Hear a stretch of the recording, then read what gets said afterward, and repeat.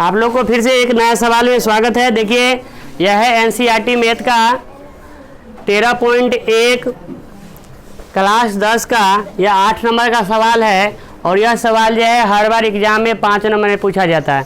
और आपको पता होना चाहिए कि क्षेत्रमिति से मात्र एक सवाल 5 नंबर का पूछा जाता है और यह सवाल जो है हर बार लगभग यही सवाल पूछा जाता है। और इस साल भी अगर आप एग्जाम देना चाहते हैं 2023 में तो इस सवाल को अच्छा से ध्यान से देखिए। अब देखिए सवाल क्या कह रहा है, इस सवाल पे आते हैं, सीधा टॉपिक पर आते हैं, इसको समझते चलिए और इसको नोट्स कर लीजिएगा। देखिए क्या कहा है, ऊंचाई, ध्यान से समझिए, उसके बाद इसको उतारिएगा, पहले समझ लीजिए उसके बाद उसको उतारिएगा। पर ऊंचाई 2.4 cm व्यास, ऊंचाई 2.4 cm, यानी कि ऊंचाई जो है उसका जो ऊंचाई जो है हाइट जो है वो क्या है 2.5 cm, व्यास जो है 1.4 cm वाले एक शंकु यानी एक ठोस बेलन के यानी बेलन में से इसी त्रिज्या वाला, मतलब क्या कह रहे हैं फिर से देखिए, यानी कि ऊंचाई दे ले, सीधा अपन भाषा में आइए, सीधा किताब की भाषा छोड़िए। ऊंचाई दे दिया है बेलन के और उसके बाद बेलन के व्यास दे दिया है, तो बेलन के ऊंचाई दे दिया है कितना 2.4 cm और उसके बाद उसका व्यास दे दिया है 1.4 cm, ठीक है। उसके बाद कह रहा है कि इस बेलन में से जो है इसी ऊंचाई, इसी त्रिज्या, इसी व्यास के क्या कर लिया है, एक शंकु काटा गया है, शंकु आकार खोल, शंकु काटा गया है। तो यहाँ से देखिए, यहाँ से शंकु काटा गया है तो कह रहा है कि शेष जो बच गया उस भाग का क्षेत्रफल निकालिए। वो में क्या कहता है, निकटतम वर्ग सेंटीमीटर में, यानी सन्निकट मान जैसे पढ़े थे आप लोग पिछला क्लास में, उस तरह सन्निकट मान में इसका निकटतम में निकालने के लिए कह रहा है, ठीक। अब इस सवाल को चलते हैं, सवाल को समझिए। तो अब देखिए सबसे पहले इस पिक्चर में क्या है वो देखिए, पिक्चर में आपका एक बेलन है, एक शंकु है और नीचे वाला पेंदा में जो काटा है तो ऐसे करके काटा है, सिर्फ सटवे ना किया है, काटा तो ना है, तो वृत्त तो बचिए गया। तो मतलब कि बेलन के संपूर्ण पृष्ठ क्षेत्रफल, उसके बाद शंकु के, उसके बाद वृत्त के क्षेत्रफल, इस सब के लगा के सबको जोड़ दीजिए, आंसर हो जाएगा। तो अब सबसे पहले जो सदेल है उसका काम कीजिए। तो सबसे पहले यहाँ देखिए, यहाँ क्या है, ध्यान समझिए, d बराबर है 1.4 cm, तो r बराबर हो गया 1.4/2 cm, दशमलव उड़ा दीजिए हो गया 10 और 2 से काट दीजिए 2 सते 14, तो r बराबर हो गया 7/10 cm, ठीक। उसके बाद है आपका h बराबर दिया है, h बराबर दिया है आपका कितना है, h बराबर 2.4 cm। अगर मन है आपका तो दशमलव उड़ा दीजिए और नहीं मन है तो छोड़ दीजिए। अब हमको निकालना है बेलन का काम कर लेते पहले, ध्यान समझिए। अब क्या, अगर आप चाहते हैं तो बेलन का निकाल लीजिए और सुनिए, अगर चाहते हैं आप बेलन का निकाल लीजिए, ठीक है, और नहीं तो आप सोचते कि हम तीनों के एक के बार निकालेंगे तो वो भी बनेगा, तो हम एल निकाल लेते डायरेक्ट, ऐसे छोटा हो जाएगा। इसलिए एल बराबर होता है h² + r²। तो देखिए h के मान है 2.4, 2.4 के स्क्वायर, 2.4 के स्क्वायर प्लस 7/10 के स्क्वायर, तो इसका दशमलव उड़ा दीजिए 10 हो जाएगा, तो ये हो गया 24 × 24/10 × 10, यहाँ हो गया 7 × 7/10 × 10। ध्यान समझिए, 24 × 24 आपका होता है 576/100 और प्लस हो गया 49/100। अब इसका क्या कीजिए आप, अब इसका लसा ले लीजिए, 100 का लसा हो गया आपका 100 हो गया लसा, और इसको जोड़ लीजिए 576 और प्लस 49, कितना हो गया जोड़ के, ये हो गया 625/100। ध्यान से देखिए, 625 का हो गया 25 × 25 और 100 का हो गया 10 × 10, तो 625 का हो गया 25 × 25 और 100 का हो गया 10 × 10। अब इसका क्या कीजिए, वर्गमूल निकाल लीजिए। तो 2 को 25 में से क्या हो गया, 2 को 25 में से 1 को 25 आ गया और 2 को 10 में से 1 को 10 आ गया। मन है तो भाग दे दीजिए, इसमें तक का मान है तो काट लीजिए, इसको काटिएगा तो 2 से काटिएगा तो 5 से काट लीजिए, 5 25 और 5 दूना 10, यानी कि 5/2 cm, यह आपका एल निकल गया, एल निकल गया। अब डायरेक्ट सूत्र लगा लेते हैं। देखिए अब जो है हम चलते हैं सवाल की ओर।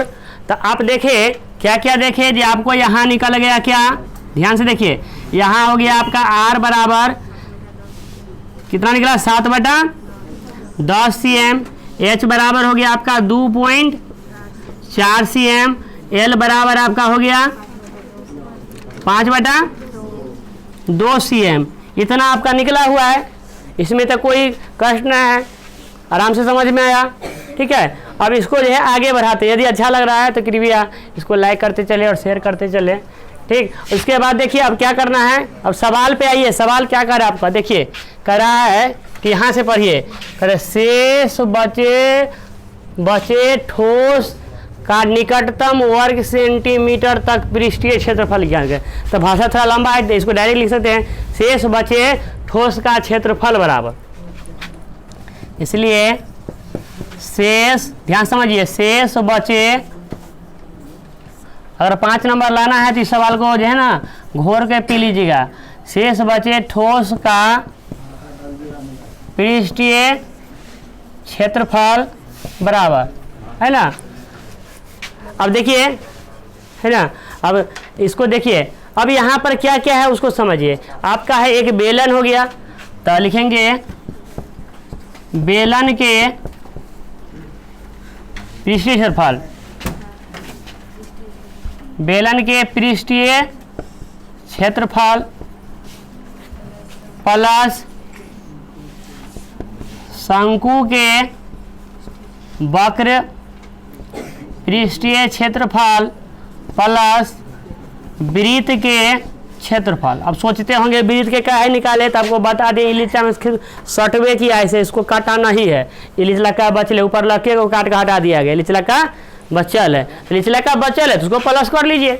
अब देखिए बेलन का होता है पृष्ठीय क्षेत्रफल 2πr/h, शंकु का होता है πr/l, वृत्त का होता है πr²। आप चाहे तो इसको अलग निकाल सकते थे, बेलन के पृष्ठीय क्षेत्रफल सूत्र लगा के, उसके बाद शंकु के अलग निकाल सकते थे, फिर वृत्त का अलग निकाल सकते थे, तब तीनों के जोड़ लेते, आपका आंसर आ जाता। लेकिन आप सोचिए कि नहीं साथ ही निकालेंगे, तो हम साथ साथ हैं, इसलिए हम साथ साथ निकाल रहे हैं। ठीक है, अब इसमें कॉमन ले लीजिए, 2πr, इसमें है 2, इसमें नहीं है 2, इसलिए πr कॉमन लीजिए। πr जब कॉमन लीजिएगा तो 2h बच जाएगा, 2h बच जाएगा प्लस l बचेगा, यहाँ पर r बचेगा। तो पाई के मान बैठा दीजिए 22/7, r के मान है यहाँ लिखल है गुना 7/10, और 2h के मान है यहाँ लिखल है 2.4, और प्लस l के मान यहाँ लिखल है 5/2, और प्लस r के मान लिखल है 7/10। अब देखिए इस 7 से इस 7 को ख़त्म कर दीजिए, 22/10 हो गया, इसको गुना कर लीजिए 4 दूनी, देखिए इसको क्या कीजिए 4 दूनी, इससे दूसरा गुना कीजिए 4 दूनी 8 दशमलव और 2 दूनी 4, इसको 5 में दूसरे भागे दे दीजिए, आसान हो जाएगा। तो ये हो जाएगा 2.5 हो जाएगा, और 7 में भी 10 से भागे दे दीजिए, तो ये हो गया 0.7। अब सब दुख दर्द खत्म हो गया, है ना। और 10, अब सबको जोड़ के देखिए, अब इसको जोड़िएगा कैसे, तो यह भी आपको बता देते हैं। देखिए 4.8 हो गया, और 2.5 हो गया, और 0.7 हो गया, जोड़िए 8 और 5 13 7 20 के 0 हासिल हो गया 2, 4 2 6 1 7, और 7 और 1 हासिल था, 4 2 6 हासिल 1 ना था, तो वो हासिल 2 था, तो हो गया आपका प्लस करने पर 8। देखिए परीक्षा में बनाइएगा तो ख्याल कीजिए, इसी तरह आपको कैलकुलेशन करना है, बगल में इसको इस तरह घेरना है, ये ना कि इसको काट कूट कर देना, इस तरह आप घेर दीजिएगा तो आपका सवाल बन गया। ठीक, अब यह हो गया आपका कितना 8 हो गया। अब इसको गुना कर लीजिए, 8 दूनी 16, 8 दूनी 16 1 17, 176/10। अब इसको भागा दे दीजिए 17.6 cm²। लेकिन कह रहा था क्या, उस बात पे आइए।